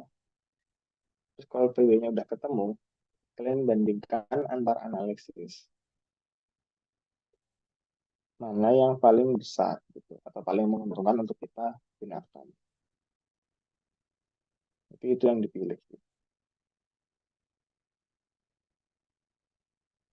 Oh iya, karena ini ada umur ekonomis yang berbeda pada rangkaian C. Ini kan 6, sedangkan yang lainnya itu 12 tahun. Nah, kalau udah diajarin belum bahwa itu tuh sebenarnya nggak bisa dibandingkan secara langsung. Namun si rangkaian C ini harus kita gunakan asumsi repeatability assumption atau kita ulangi cash flow 6 tahun tersebut ke 6 tahun kemudian. Jadi 6 tahun plus 6 tahun 12 tahun. Baru kita bisa bandingkan dengan rangkaian A dan B. Jadi kita nggak bisa nyari PW 6 tahun terus dikali 2 biar 12 tahun tuh nggak bisa ya. Jadi kita harus pakai cash flow diagram terus. Oke, mungkin aku lanjut aja ke cash flow diagram. Atau cash flow diagram untuk yang A, investasi A, atau rangkaian A. Ini aku udah langsung kali 10 pangkat 9 ya, biar nggak usah terus terus ditulis gitu. Cash flow-nya berarti kan kanan dia sampai tahun ke-12. 0, 1, 2, 14, 15. Udah langsung kepotong aja biar meningkat cash flow diagram. Mas ujian kalian boleh meningkat atau enggak kalian tulis versi panjangnya juga boleh. Berarti dia yang harga terpasang itu artinya panah ke bawah. Alias harga untuk memasangnya itu 2,8. Dan dia pendapatan per tahunnya berarti itu A.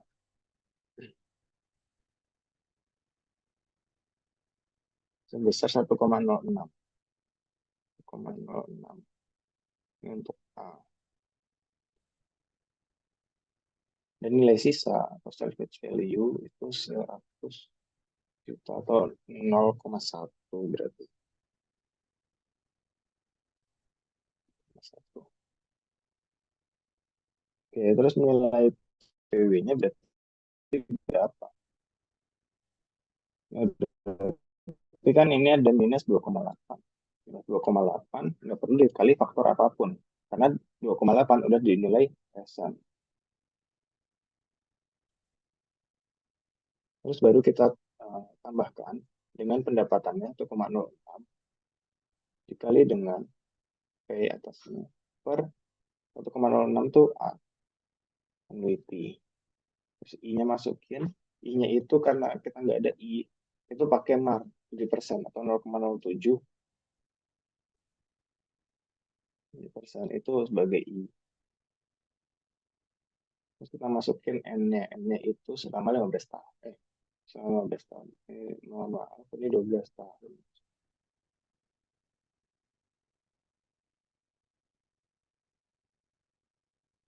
Selama 12 tahun, N-nya masukin 12. Terus ditambah dengan nilai sisa. Nah, sisanya itu 100 juta atau 0,1 kali 10 pangkat 9. 0,1 dikalikan dengan P per F. Jadi I masukin 12 tahun. Dan ntar PW-nya kalian ketemu nilainya. PW-nya itu adalah ketemunya 5,6636 kali 10 pangkat 9. Secara yang sama juga kita lakukan pada cash flow diagram yang B. Ini kan yang A sama B itu kan sebenarnya sama aja ya. Nilai ekonomisnya sama. Cuman yang beda itu tinggal nilai terpasang sama nilai pendapatan per tahun. Yang sisanya juga beda. Cuman ganti angka doang. Sebenarnya rumusnya sama nyari PW-nya. Ini cash flow diagramnya boleh kalian gambar lagi.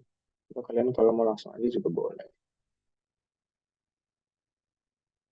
Berarti kan dia minus 3,6. Karena nilai rangkaiannya itu harga terpasangnya 3,6 kali 10 kuadrat 9. Terus tambah 1,12 1,12.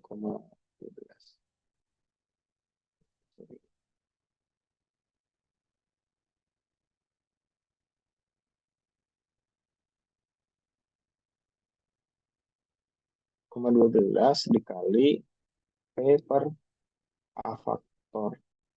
Terus masukin I-nya, masukin N-nya 12 tahun, jadi ditambah sama nilai sisanya 0,15 kali P per E faktor, I-nya masukin, dan N-nya masukin. 12 tahun. Pakai rumus yang sama kayak cash flow nomor 1, kita dapat PW-nya adalah 5,3. 10,9. Nah, kalau misalkan soalnya itu cuma ada dua aja rangkaian A sama B, C-nya itu nggak ada misalkan. Berarti yang kita pilih yang PW-nya paling besar, PW-nya pada yang besar itu rangkaian A. Jadi kita pilih si A. Nah, tapi karena ini ada tiga, berarti yang C juga kita harus dapatkan cash flow diagram. Cash flow diagram untuk yang C. Nah, karena dia nilai umur ekonomisnya beda sendiri, yaitu 6 tahun.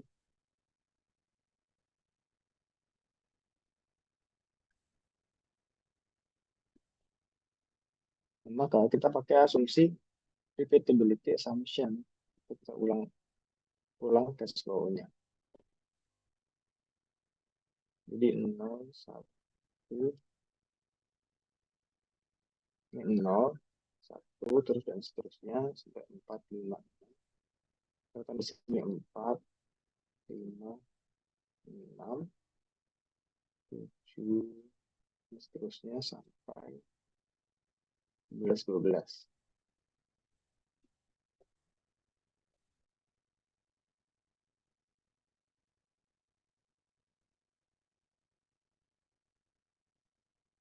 Nah, cash flow-nya sudah sama aja. Kayak di tahun ke-0 dia itu ngeluarin 3,9.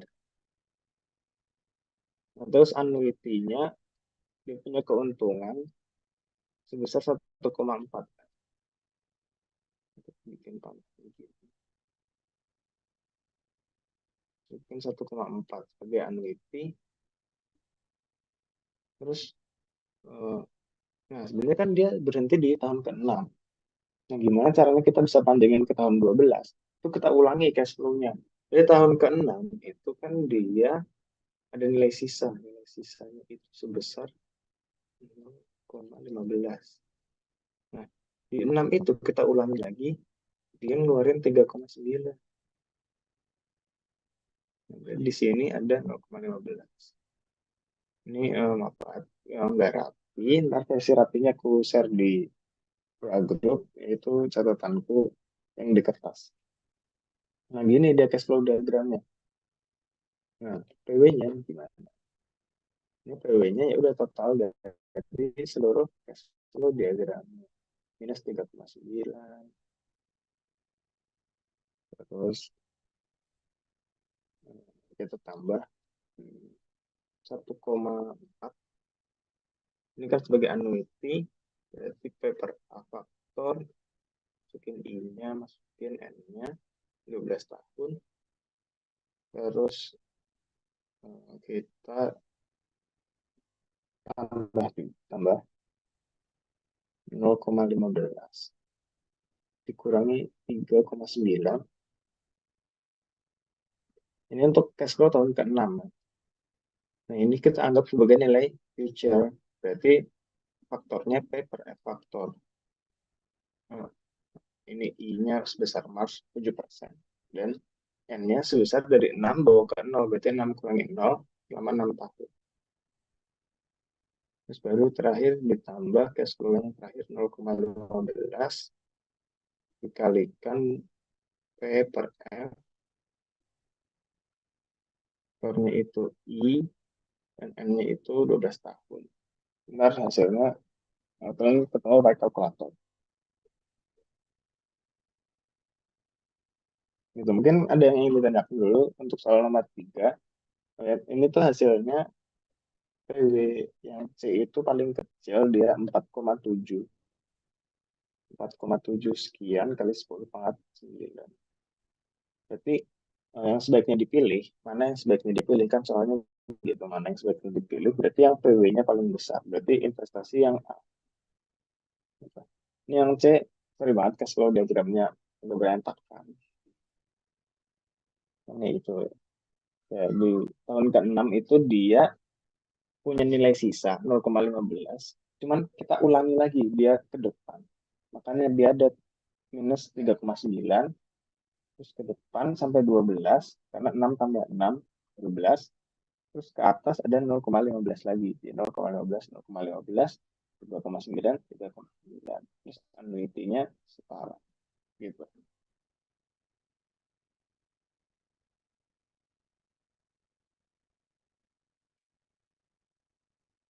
Itu untuk soal nomor 3. Kalau belum ada yang ingin ditanyakan, aku nanti lanjut aja ke soal nomor 4 atau soal terakhir pembahasan kita hari ini.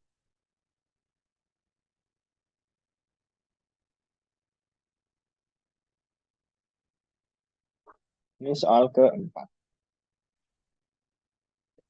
Soal keempat ini ada expected value atau melibatkan faktor resiko atau probabilitas kegagalan.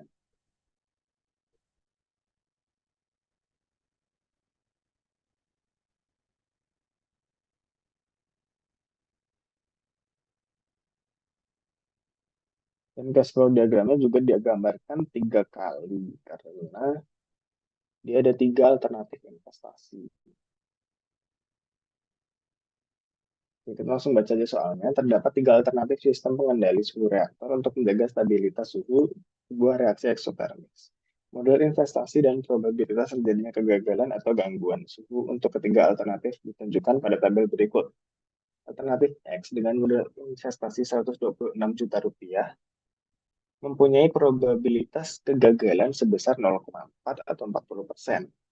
Y 140 juta 0,1 dan Z ada di tabelnya, dibaca aja.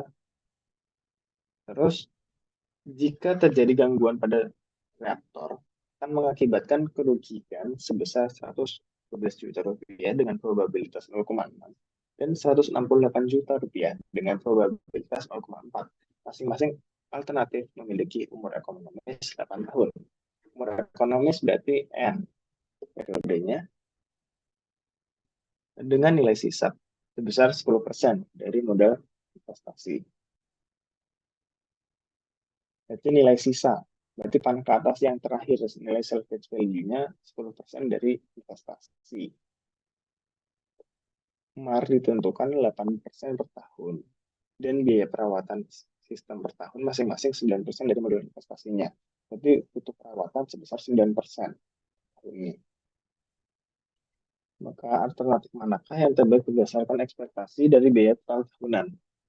Nah, karena ini adalah investasi biaya, maka semua PB itu bernilai negatif. Namun karena eh, reaktor ini merupakan sesuatu yang wajib dipasang di teknik kimia, berarti kita cari yang nilai PW-nya paling besar atau nilai kerugiannya paling kecil. Oke, sini langsung aja karena adanya gangguan, jadi itu expected value atau FV, aku gambarin sebagai FV simbolnya. Expected value terjadi gangguan adalah 112 juta dikali 0,6 ditambah 168 juta dikali 0,4. Ini dari mana? Ini tuh dari rumus yang ada di materi tadi. Expected value itu kan perkalian antara probabilitas dikali dengan nilai original value-nya.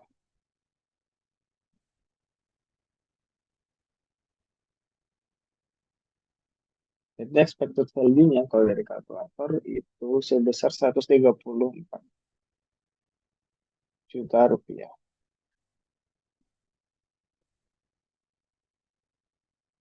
Oke, expected value-nya udah dapat. Terus MAR-nya itu 8% per tahun. Nah, 8% per tahun itu berarti kita anggap sebagai I, 8%. Atau 0,08. Ini I-nya. Udah deh, terus kita tinggal bikin cash flow diagram untuk X, Y, Z ini. Misalkan untuk X, ini cash flow diagramnya, dia ke kanan sebesar 8 tahun. Di 0, 1, 2, 3, terus 7, 8. Nah, biaya investasi awalnya untuk yang X, ini cash flow diagram yang X, itu panah ke bawah sebesar 126. Terus dia itu biaya perawatannya setiap tahunnya itu konstan atau nilai A. Nilai A-nya itu konstan ke bawah sebesar 9% dari modal investasinya. Berarti 9% dari 126 itu adalah 64,9.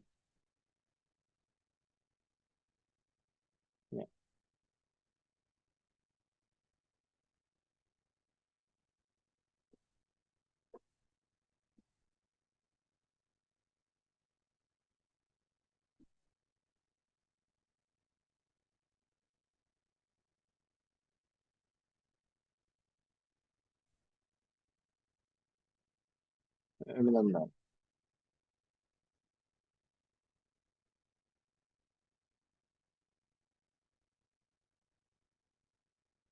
Ya, annuity-nya itu 9% dari 126.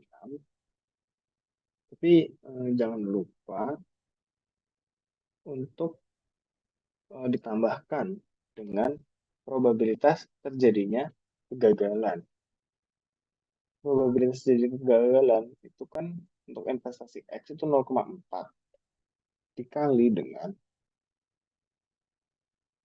134. Nah, 134-nya itu dari mana? 134-nya itu dari sini, expected value kegagalan. Kegagalannya kan sebenarnya 134 juta. Cuman kemungkinan dia gagal itu 0,4. Makanya 0,4 kali 134. Ini kan dalam satu tahun tertentu. Per tahun. Ini tuh, berarti itu sebenarnya 9% dikali 126. Ini annuity 126. Nah, hasilnya itu sama dengan annuity-nya itu 64,9. Nilai sisa, nilai akhir adalah 10% dari nilai modal. Modalnya itu 126.000, berarti nilai sisanya adalah 12,6 juta. Kemudian yang ditanyakan adalah, oke, di sini sebenarnya nggak ditanyakan. Kita harus pakai present word, future word, atau annual word. Cuman, karena yang ditanyakan adalah alternatif mana yang terbaik berdasarkan ekspektasi biaya. Kita ambil aja, misalkan pakai present word. Ini pakai apapun itu hasilnya sama aja sih. Karena aku pakai present word aja yang paling mudah. Berarti udah ini minus 126 dikurangi 64,9. Berarti P per A faktor. I-nya masukin mar 0,08. N-nya sebesar 8 tahun. Dan ditambah nilai sisanya 12,6 dikali P per F kali 0,08 dikali 8 tahun. Per PW-nya itu ketemu. Hasilnya adalah minus 492,149 juta rupiah. Ini PW untuk yang X. Untuk yang Y itu sama aja caranya. Ini kan udah ada model investasi, udah ada probabilitas kerusakan, itu sama, caranya itu sama aja. Jadi kalau kalian mau bikin cash flow-nya lagi boleh. Untuk yang Y, kalau mau langsungan aja juga boleh. Jadi aku misalnya aja contoh untuk nyari A-nya. A-nya itu kan 9% atau biaya operasionalnya dikali 140 ditambah sama probabilitas kegagalannya 0,1 dikali ekspektasi kegagalannya 134. Nilai A untuk operasionalnya adalah 26 juta. Udah pakai cara yang sama buat nyari PW untuk analisis yang Y, cuman ntar 126-nya diganti 140, terus nilai akhirnya 140, berarti kan dibagi 10 jadi 14, nilai future-nya. Terus ntar PW-nya, PW-nya itu sama dengan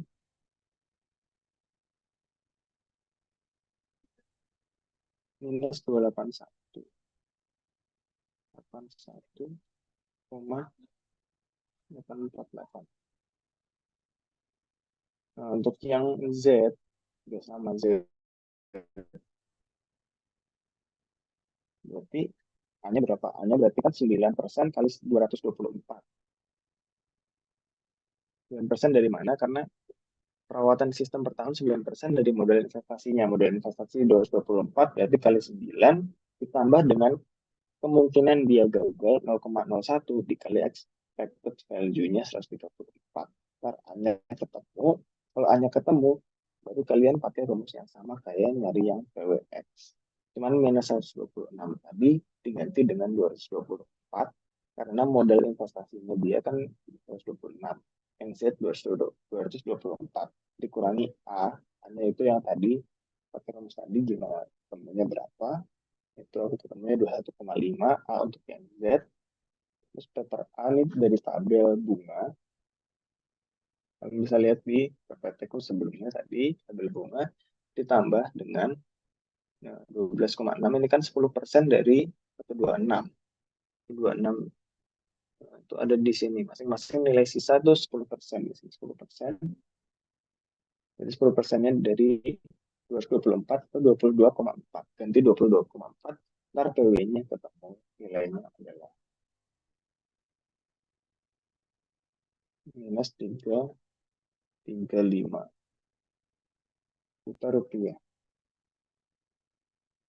Itu aja sih untuk soal. Terus, berarti alternatif mana yang kita pilih? Yang memberikan negatif paling sedikit.